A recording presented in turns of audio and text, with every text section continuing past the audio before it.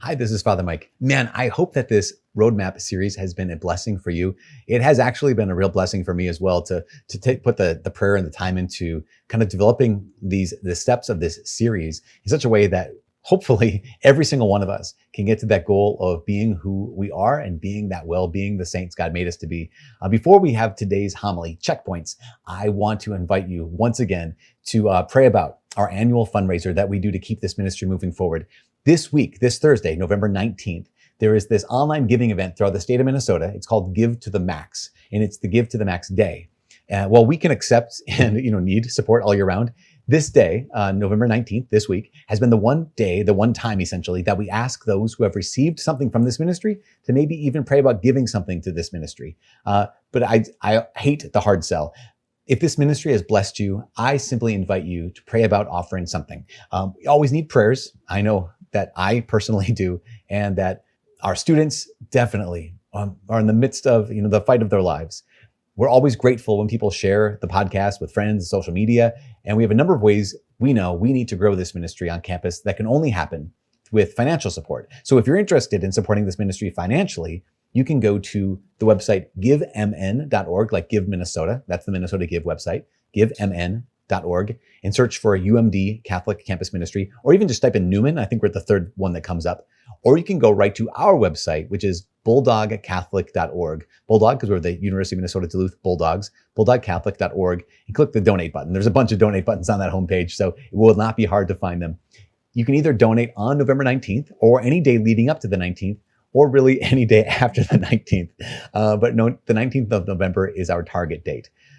Once again, I hope that this ministry has blessed you. I know that your prayers, the prayers of the community, our online community, our virtual community, our podcast community have been so helpful for me, and your encouragement has been so helpful for me. So please know my prayers for you. Our students pray for you on a regular basis, and please keep up the prayers coming this way. So without anything further, I hope that you get a lot out of this next installment of our roadmap series, Checkpoints. So a question, do y'all remember Kodak? Like the Kodak company, Kodak camera company?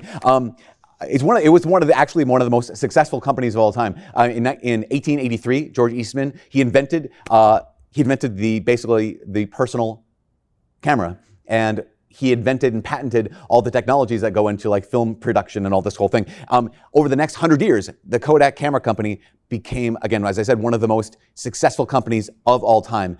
It created an industry that did not exist, but George Eastman invented not just a camera, he invented and created an industry. He created a company that was worth tens of billions of dollars every single year. But by 2010, the camera and film market was dead, and by 2012, Kodak declared bankruptcy. And it's interesting because people will note, they'll say that, well, Kodak was never really a camera company, it's more like a film company, and so they never had a shot. They couldn't have possibly hoped to keep up with the digital world, the digital camera world, except for the fact that the Kodak camera company invented the digital camera back in 1975. Before anyone had even thought of digital cameras, Kodak had invented it. They patented it in 1978. In fact, the first digital camera that came out for consumer use was created and sold by Kodak in 1995. And in 2001, they had among the very, very first point and shoot, like simple to use, easy, personal digital cameras. And so people wanted what Kodak could have offered, could have given more than almost any company in the entire world. People wanted that. In fact, the year Kodak declared bankruptcy, Facebook bought Instagram for over $1 billion. And at that time, Instagram had 18 employees and Kodak had thousands of employees. So the question is, when did Kodak decide to lose? I know that people say, well, it's more complicated than that, Father, you don't understand. It's like there's a lot of moving parts. It's not that simple. It's not that easy to keep a business afloat when you have a radically changing kind of environment. I understand all of that. But the fact is, they still lost. So question, when did they decide to lose? I think there's a harsh reality of life. And the harsh reality of life that we typically don't like to think about is this fact that it is possible in life, it's possible to lose. Like it's possible to lose in business, no matter how hard you work. It's possible to lose in relationships, no matter how faithful and how good you are. It's possible to lose as a parent. It's possible to lose as a spouse. It's possible to lose as a priest, right? You can like wreck it, the whole thing. And yet because we see this around us, right? We see failed marriages, we see failed families, we see failed priests, we see failed businesses. And yet no one ever sets out to lose. Like no one gets married with the idea of one day, I can't wait to wreck this relationship. No one wants to be a parent with the idea that one day I will alienate my kids so much they will never want to visit or talk to me. No one starts out with a business saying like, and one day we're going to declare bankruptcy. And I will tell you this, I know a lot of priests. I don't know any priest who's ever set out intentionally to sabotage their priesthood. But it's possible to lose. And in the gospel, we get this, again, this reality, it's possible to lose. In fact, it wasn't not just today's gospel, last week's gospel. Remember the 5 foolish virgins that Jesus, the Lord God, says, I don't know you? It's possible to lose our salvation. Today, the gospel, where Jesus says the person with 1 talent, no, throw him outside. It's possible to lose. Next week, you guys, it's the last Sunday of the entire church year. I told you about that already. Matthew chapter 25, where Jesus separates at the end of time. God says, I'm going to separate all humanity between the sheep and the goats. The sheep, come on in. The goats, lose. It's possible to lose life. Like the one reason why we're here on this planet, it's possible to actually try and fail. That's why we're doing the whole series, right? This whole series, roadmap series, because we need to understand, first of all, what is the goal of life? What is winning in life? And winning in life is, to St. Francis de Sales, to be who you are and be that well. The winning life is being a saint. And so we need a how, right? We need a map. We need a roadmap. We need a rule of life, how to get there. So then here's a little review. So we also talked about we need to remember always who we are. Because identity always comes first, that you are a child of God who's been adopted by the Father, who has inscribed his very image and likeness into you. You can never lose it. It's who you will always be for all eternity. But we have to live our lives with a new why. So we live our lives reclaimed and repurposed. We can always ask every single day, okay, Lord, I ask, be present here, offer this as a gift to you and resolve to accept. Then we have to ask the question on our roadmap, on our rule of life, where am I? And where are the places where I go off the rails? So I need guardrails. And last week, we finally asked the question, okay, when? Meaning, when in this rule of life, when in this roadmap, am I going to create those spaces, those moments of encounter with the Lord, the prayer times, essentially, every single day?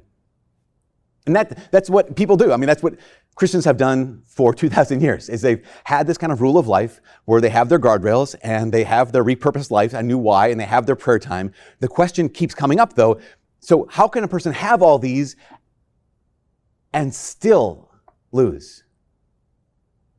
How can a person have all these? How come so many people still lose their way? Because I know the question that God will ask of me someday. And you know the question God will ask of you someday. It's the question we essentially heard in the gospel today. That at some point, God will say to all of us this question. He'll ask this question. So what have you done with what you've been given?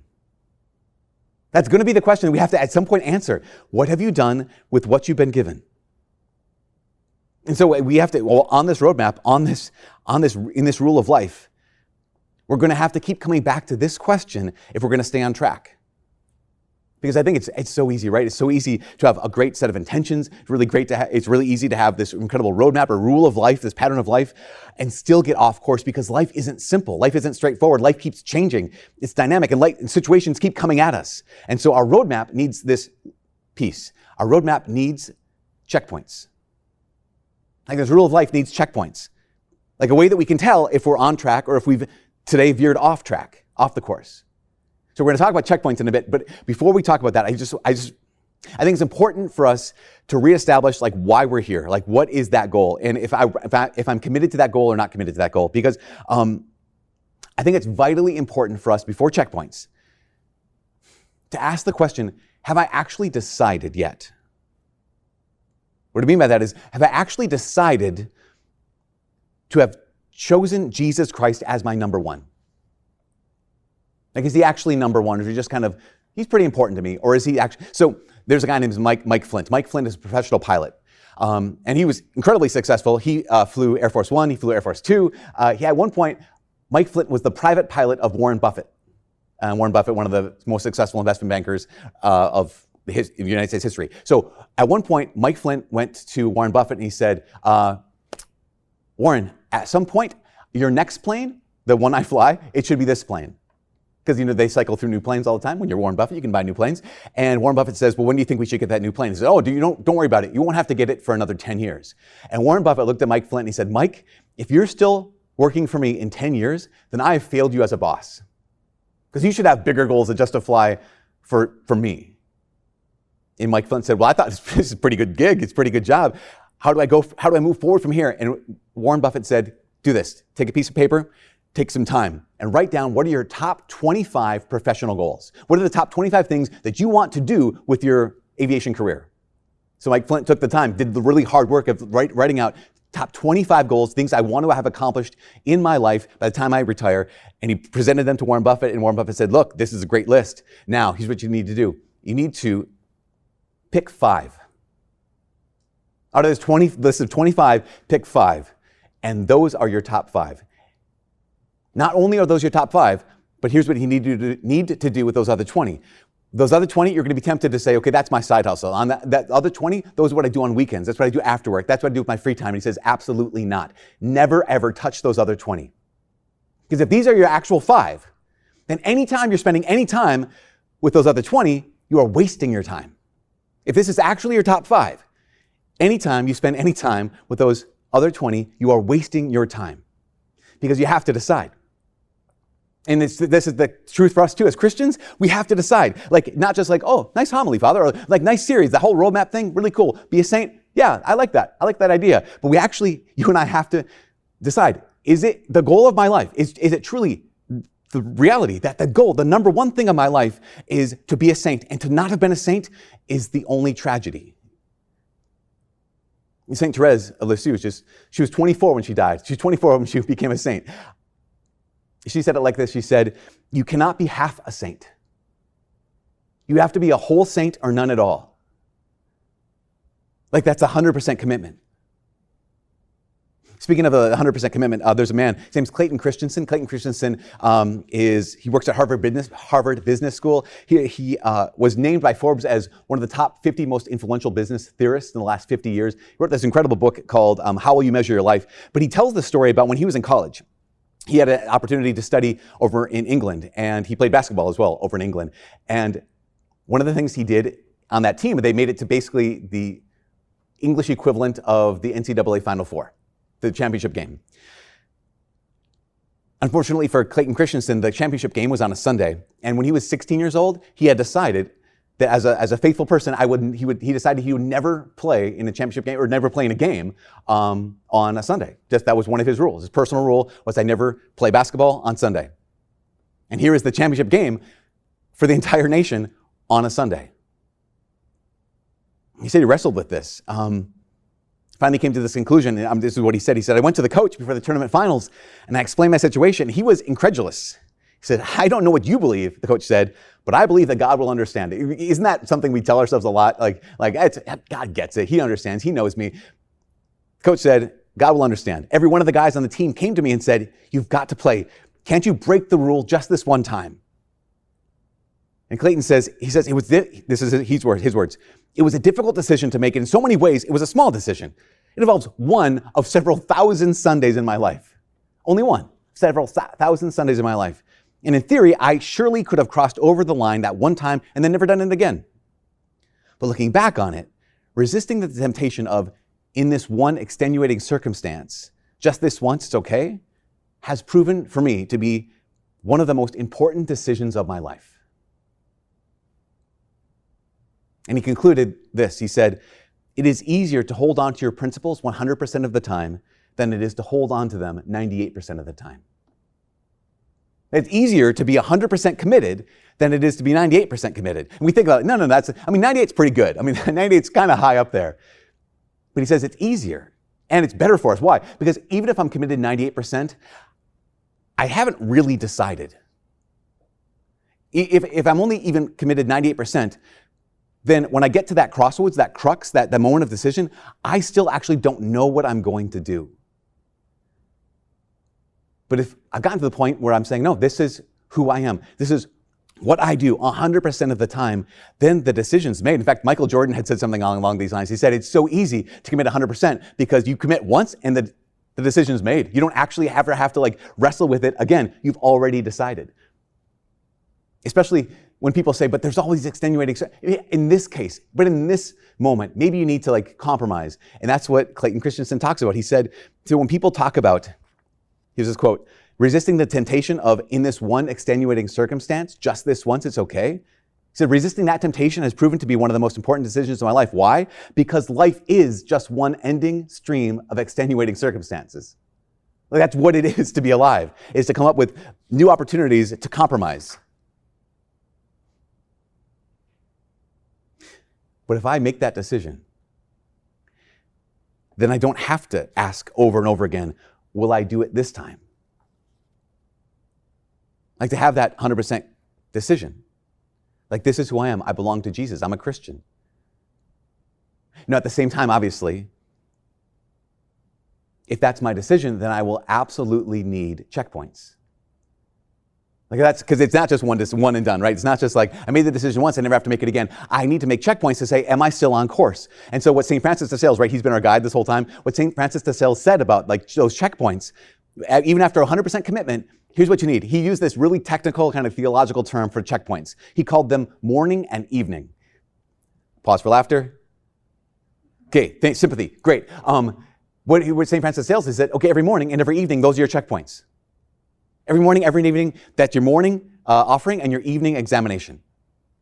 And the question we get to ask every morning and every evening is, okay, God, today, what have I done with what I've been given? He says, you can say it like this. Every morning, you ask the question, what have I been given? And every evening, you ask the question, what have I done with what I've been given? It's one of those things that, like, so often we don't even know what we have. So every morning, I need to ask the question, okay, what have I been given? I don't know if you guys know Dave Ramsey. I'm a big Dave Ramsey fan. Like, Dave Ramsey's all about helping people get out of debt, helping people pay down their loans and all these kind of things. And when people call into Dave Ramsey, the very first two questions Dave asks, they're like, Dave, help me with my loans, help me with my debt, help me with all these things, my mortgage. He always asks the two questions, okay, what is your income? What are your expenses? Basically, you need to know what you're working with in order to know what you're working with. But I'll talk to so many people who are like in debt, who have student loans, maybe even in this room, and ask, like, what do you owe in student loans? Or what do you owe in your debt? And they don't even know because they're afraid. They're afraid to look at, here's what I'm working with. Here's what I have to pay off.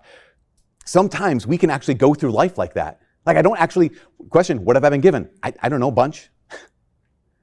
Instead of saying, okay, these three categories, what are the opportunities I've been given every day? What are the resources I've been given every day? What are the abilities I've been given every day? And you might think, well, I don't have a lot. I'm like the one guy in the parable today with like the one talent. Like, I got like one. I got one.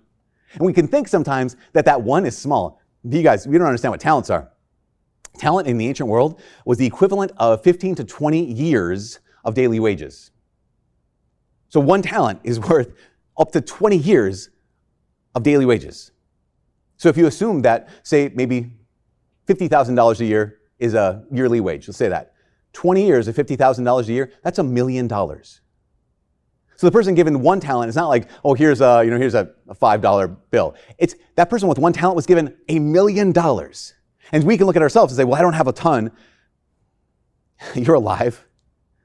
You've been given every day. I mean, every day is worth more than $1 million. There's not a billionaire alive who would not give their billions for one extra day. And here we are today. That's why St. Francis de Sales pointed to the morning and saying, okay, the first thing we do, we look at what are the opportunities I have. What I mean by that is, what are the things on the calendar? What are the tasks? What are the meetings? What are the events? Who are the people I'm going to encounter today? What are my opportunities today? So before you even start the day, to stop and say, what are the opportunities I have? The second is, what are my resources? Like, what do I have at my disposal? What are the tools I've been given? What's the tech I have access to? Who are the people that are in my life who want to help me? What are my resources? And third, what are my abilities? Like, everyone here is so gifted to be able to stop every morning and measure up like, okay, this is the gift I've been given. The opportunities, the resources, and the abilities that I've been given. And to do these three things with this. To have a moment of gratitude, of rehearsal, and resolve. So the gratitude is, what have I been given? And I invite you to use those notebooks and write down, here are the gifts, here are the opportunities, here are the resources, here are the abilities that I have going into today. And the second movement is rehearse. What I mean by that is, if I know that I'm going to have a difficult conversation today, maybe I need to rehearse. There's a moment where I'm going to need a lot of courage to say what needs to be said or do what needs to be done. So I'm going to rehearse and I'm going to pray for courage. Maybe it's not the conversation where it's difficult and I need to be courageous. Maybe it's a difficult conversation and I need to be gentle because I know this person is sensitive. So I'm going to rehearse gentleness in that conversation. Maybe it's, okay, I've carved out these moments of encounter, this prayer time. I'm going to rehearse. Okay, this is where I'm going to be faithful. I'm going to be faithful to that prayer time. Maybe it's a situation where you hate interruptions and you like lose it when people interrupt you. So rehearse that and be able to say, okay, this is not on the calendar. But when I get interrupted, because I know what's going to happen, I'm rehearsing patience. When I get interrupted, I'm going to rehearse, like I'm going to see God's hand at work in this interruption. Maybe you know that you're going to go out for drinks after work or at the end of school with some people that you know, like, typically I overeat or I overdrink. And so I'm going to rehearse temperance. I'm going to rehearse, like, when I get to that point, this is when I say no. I'm just actually going to practice this kind of thing. Or maybe procrastination is the thing that holds you back from actually accomplishing what the Lord has in mind for you. And so, okay, when I come up to that moment where I have to knuckle down, I have to actually focus on work, where I know I'm going to be tempted to procrastinate, I'm going to rehearse turning the thing off. I'm going to rehearse actually being focused. Or even people who, gosh, there's so many people in this world, maybe even in this room, who suffer like chronic pain, who are suffering even just like, not just physical pain, but even like broken heart pain. And that's one of the things that you are looking at today going, this is what I've been given, Lord. I've been given this pain. I've been given this heartbreak. I've been given this suffering. So maybe for you, you need to rehearse offering it up. You need to rehearse redemptive suffering. Maybe you need to rehearse courage in the moment, fortitude. Or you know on your calendar that you're going to meet someone that you find it very difficult to trust. You find it very difficult to love. Maybe someone who's even hurt you, someone who's betrayed you. Okay, I'm going to rehearse mercy. See, this is the three steps. There's gratitude. What have I been given? Then I rehearse. Then I resolve. In fact, a guy named Mark Coopersmith, he was a senior fellow at UC Berkeley. About Kodak, he said, they failed to rehearse. Like they actually failed to ask the question, what if we did this? What if we did that? And because they failed to rehearse, they chose to lose. They decided to lose. So if in the morning, it's gratitude. What have I been given? Rehearse. What am I going to do? And then resolve, like you make that commitment. At night, super simple, just change one word. It's gratitude, review, and resolve. So gratitude, again, over the course of this last day, what have I been given? What has the Lord entrusted to me? And then review, how did I do? Like, what are the areas that I said yes? I actually did it. I was gentle in that conversation. Or I did it. I was patient. Or I did it. I refused to be distracted. To review that. Or I didn't. I crashed and burned. And okay, then I resolve again. So in the morning, that step of saying, okay, what have I been given? Gratitude. Rehearse and resolve. In the evening, gratitude. Review. What have I done with what I've been given? And resolve. And this is the last thing. Because the key word that Francis de Sales says is that last word. The key word is resolve. Because it says a lot of times we can do the rehearsal thing and then go back to how we normally would do it. Or we can do the review and you're like, and next time I'll do better, but then we don't. And so he called it this. He said, above all, when we do this, you must be careful to retain the resolutions that you came to. He said, without this whole process of gratitude, rehearse, and resolve, or gratitude, review, and resolve, he said, without that, it becomes not only useless, but actually hurtful to us. Because in our mind, we think, I'm getting better. And in reality, we actually haven't just made the decision to get any better. In my mind, I'm thinking, I'm making a checkpoint. And I find I'm off course, but I haven't actually decided to get back on course. So he goes on to say, we should always endeavor to put these resolutions into practice and seek every occasion for doing so. For example, if I've resolved to win over those who annoy me by gentleness, then I will seek the opportunity of addressing them kindly. And if the occasion doesn't come up, I don't even see them, then I will speak well of them and I'll pray for them. Like I'll make the opportunity happen. I'll make the occasion happen. In all this, I just want to remind us all. In all this, you don't have to do this perfectly. Like this roadmap is there because we're going to, these checkpoints are there because we're going to get off course. So in all this, you don't have to do this perfectly, but we do have to do this faithfully. I don't have to do it every single morning, every single night perfectly, but I do want to do this as often in the morning and as often in the night as I can faithfully. Because avoiding the checkpoints is where people decide to lose. Where did you decide to lose? It was by avoiding that morning of going, what have I been given? It's avoiding the evening of saying, what have I done with what I've been given? I would say this, I would say that without checkpoints on this roadmap, we are bound to lose. But with these checkpoints, not perfectly, but faithfully, there is no way that you can't win.